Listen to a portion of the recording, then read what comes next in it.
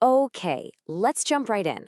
We're going to talk about a story about how you can take teen conversations from, totally frustrating to actually fantastic. And it's all about a framework that helps uncover the hidden talents that, well, are in all of us. You've been in that meeting, right? The one that's just going nowhere. Everyone means well, but the conversation is totally stalled out. People are talking over each other, the energy in the room is just dead, and you feel like you're spinning your wheels. It's such a common problem. But what if the solution was actually surprisingly simple? So, our story, it doesn't start in some high-powered boardroom. Nope. It starts at a church volunteer meeting. The speaker, our narrator for this story, is trying to help plan the annual festival, but man, the discussion has just hit a brick wall.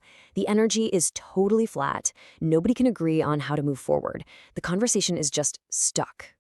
And then, out of nowhere, a woman named Terry asks this really simple, almost childlike question, and it just slices right through all the noise, all the debate. It wasn't about the logistics, it wasn't about the budget, it was about purpose. And that one little question, it completely changed the entire vibe in the room. So instead of just giving her an answer, the speaker does something interesting. He grabs a marker, walks up to a whiteboard, and draws 6 circles. And then he starts explaining this concept he uses back at his company, a whole framework for understanding how work actually gets done. He calls it the 6 working geniuses. Okay, and this is where it gets really interesting. The definition of genius here, it's not what you think.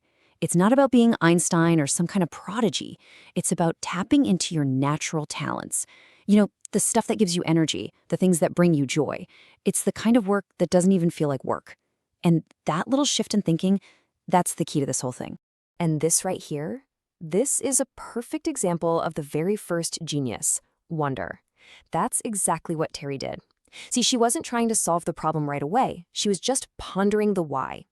And people who have this genius of wonder, they are absolutely essential because they're the ones who make sure we're even solving the right problem to begin with. So, once wonder has pointed out the need, what's next? Well, you need invention. This is the genius of just creating brand new ideas and solutions seemingly out of thin air. The inventor is that person who hears the why and their brain immediately goes, ooh, what if we did this? They're the ones who provide that initial creative spark. All right, so wonder asks the big question and invention comes up with the cool idea. But that's just the start. Let's look at the whole cycle here. After you have an idea, you need discernment. That's your gut check, right? The ability to just know if an idea has legs. Okay, so once an idea passes that test, someone's got to get people excited about it. That's galvanizing, rallying the troops, inspiring everyone to get on board. Then as the work actually starts, you need enablement. These are the people who come alongside to help and support the team. And finally, to get it over the finish line, you absolutely need tenacity. That's the grit, the relentless drive to push through and get the job done. And here's the magic. When you have all 6 of these geniuses working together, things just flow. So, with this new way of talking and this new understanding of everyone's strengths, that volunteer group just springs to life. It's incredible. They totally harness that flow and completely reinvent the festival. It's not just some carnival anymore. No, it becomes this amazing, meaningful outreach program for families in need, all funded by donations and powered by real, genuine passion. That deep dive into their why literally transformed everything. Okay, so the next morning, our narrator heads back to his own company and he's totally buzzing from this breakthrough.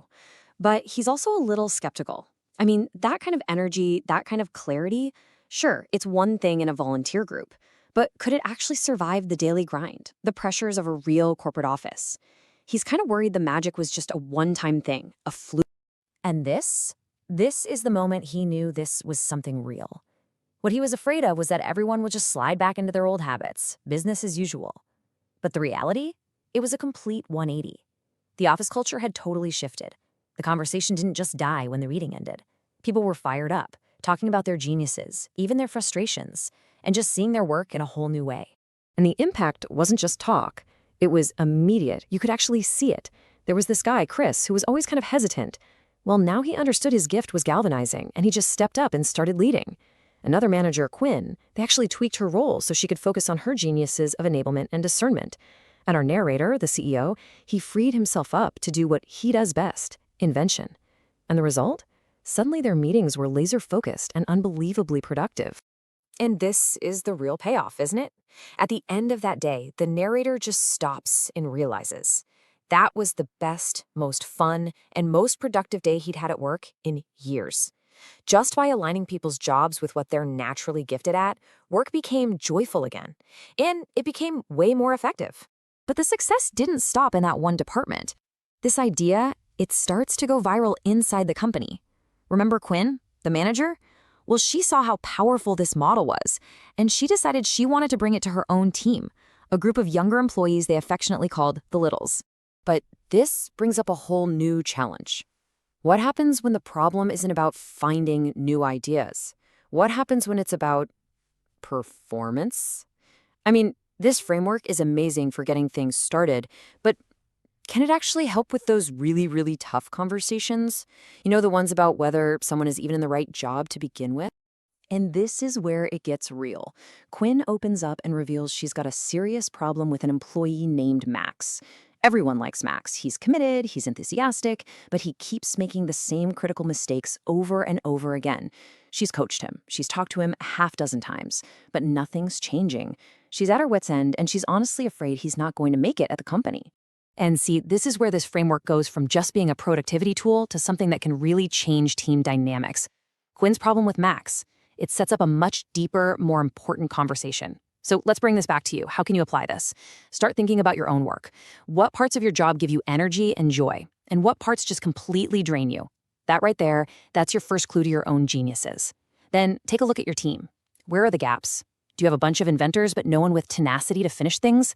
See, the real question isn't just what are my geniuses, it's what geniuses does my team need to succeed?